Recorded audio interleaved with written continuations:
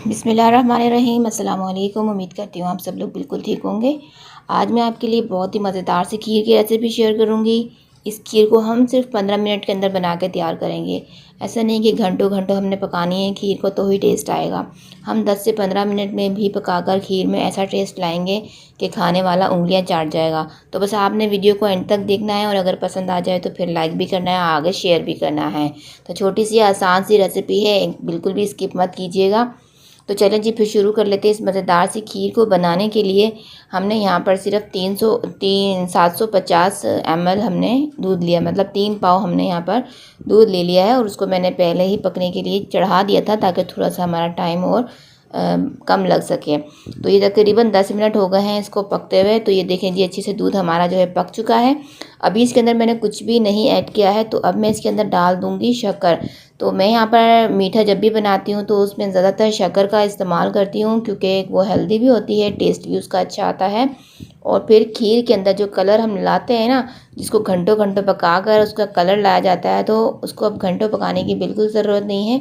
ये शक्कर इसके अंदर जाएगी तो उसका कलर ऑटोमेटिकली चेंज हो जाएगा फ़ौरन से ही। अब यहाँ पर आधा कप हमने शक्कर डाल दी है। अब इसको हमने मिक्स कर लेना है जब तक शक्कर इसके अंदर अच्छे से डिज़ोल्व हो जाएगी, जब तक हमने इसको पकाना है। यहाँ पर फ्लेम मैंने मीडियम टू लो ही रखी हुई है क्योंकि खीर को मीडियम टू लो पर ही पकाया जाता है। ज़्यादा हाई पे पकाएंगे तो फिर मज़ा नहीं आएगा, ठीक है। तो यहाँ पर देखिए जी, शक्कर जो है हमारी अच्छे से इसके अंदर घुल गई है। कलर आप चेक कर सकते हैं दूध का कि अभी से ही चेंज होना ही शुरू हो गया है। तो यहाँ देखें शक्कर मिक्स हो चुकी है। अब इसके अंदर हम डाल देंगे, ज़ाहिर है चावल के बगैर खीर बनती नहीं है, तो यहाँ पर मैं कच्चे चावलों का इस्तेमाल नहीं करने वाली हूँ। तो यहाँ पर हम चावल यूज़ करेंगे, बॉयल चावल। तो यहाँ पर मैंने चावल ले लिए हैं, उसको मैंने बॉयल कर लिया था पहले ही। तो चावल तकरीबन 2 टेबल स्पून थे। और देखें जी, इसको मैंने बॉयल कर कर इसको अच्छे से मैश कर लिया है, ग्राइंड नहीं किया है मैंने, बस इसको ऐसे ही मैश कर दिया है बॉयल होने के बाद, ठीक है। तो बस आपने भी ऐसे ही करना है। सारे बॉयल चावलों की खीर बनाते हैं उसका एक अलग टेस्ट होता है, और कच्चे चावल की खीर बनाते हैं तो उसका एक अपना अलग टेस्ट होता है, ठीक है। तो यहाँ पर देखें बॉयल चावल को हमने मैश करके फ़ौरन से बनानी है ना, तो ये वाली रेसिपी आपको ज़रूर ट्राई करनी है। तो फ़ौरन से ही आपके टाइम की भी बचत होएगी और टेस्टी भी बहुत बनेगी। अब यहाँ पर हमने चावल डालकर उसको मिक्स कर लेना है अच्छी तरह से कि सारे चावल जो है ना बिल्कुल भी गुठलियाँ ना बने, इसका दाना नज़र ना आए। तो इस विस्क को पकड़ लेना है आपने और बस इसको चलाते जाना है। विस्क से अगर हम ये काम करते हैं ना तो बिल्कुल भी दाना नज़र नहीं आता है चावलों का, दानेदार सी खीर जो है हमारी बनके रेडी होती है, बहुत ही मज़ेदार सी। अब इसके अंदर हम डालते हैं तीसरी सीक्रेट चीज़। तो यहाँ पर हम डाल रहे हैं पापे का चूरा। तो जो पापे हम नाश्ते में खाते हैं ना, बच्चे खाते हैं, उन्हीं पापों को ले लेना है और उसको ग्राइंड कर लेना है। तो 2 पापे मैंने ले लिए हैं, 3 पाव दूध के अंदर 2 पापे काफ़ी हैं। तो यहाँ पर हमने 2 पापे ले लिए और उसको बिल्कुल ग्राइंड पाउडर फॉर्म में कर दिया है। तो ये देखिए, पापे डालने के बाद भी इसको हमने मिक्स कर लेना है।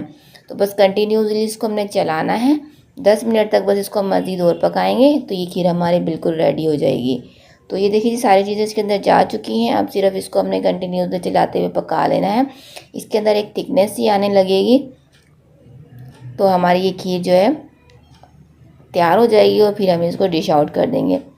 तो यहाँ पर आप कलर भी चेक कर सकते हैं, कलर इसका पापे डालने से भी थोड़ा चेंज हुआ है और शक्कर डालने से भी चेंज हुआ है। हमने इसको बहुत ज़्यादा पकाया नहीं है, ठीक है जी। तो यहाँ पर ये देखें जी, हमने जो है इसको 10 मिनट तक इसको पका लेना था, तो यहाँ पर पका लिया है। और अब यहाँ पर मैंने एंड में डाल दिया है केवड़ा वाटर। अगर केवड़ा वाटर पसंद नहीं करते हैं तो इलायची आप डाल दें, मैंने इलायची नहीं डाली थी इसलिए केवड़ा वाटर के मैंने 2-3 ड्रॉप्स डाल दिए हैं इसमें। अब यहाँ पर ये देखें जी, इसको हमने मिक्स कर लेना है। अब यहाँ पर मैं इसको तकरीबन 5 मिनट के लिए और पकाऊंगी और फिर इसको मैं उतार दूंगी। तो बहुत मज़ेदार ये खीर बनती है, बहुत जल्दी से भी बन जाती है, आपके टाइम की भी बचत होगी और आपका बहुत ही मज़ेदार ये एक डिज़र्ट बन के रेडी हो जाएगा, बिल्कुल अलग टेस्ट के साथ। कोई भी नहीं कहेगा खाने के बाद कि ये खीर आपने मिनटों में बनाई है। ये देखिए जी, इसकी थिकनेस हो चुकी है। 5 मिनट के लिए मैंने इसको छोड़ दिया था फ्लेम को बिल्कुल लो कर कर। तो ये देखें जी, कितनी अच्छी इसकी कंसिस्टेंसी बन चुकी है और दानेदार बनी है क्योंकि विस्क का मैंने इसमें इस्तेमाल किया है। साइडों में से जो भी लग रही थी वो मैं उतारती गई और उसको मिक्स करती गई।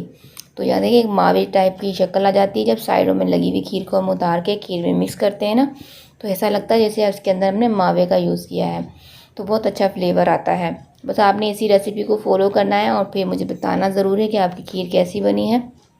इंशाल्लाह ज़रूर अच्छी बनेगी, ट्राई ज़रूर कीजिएगा और पसंद आए तो फिर लाइक करना बिल्कुल मत भूलिएगा।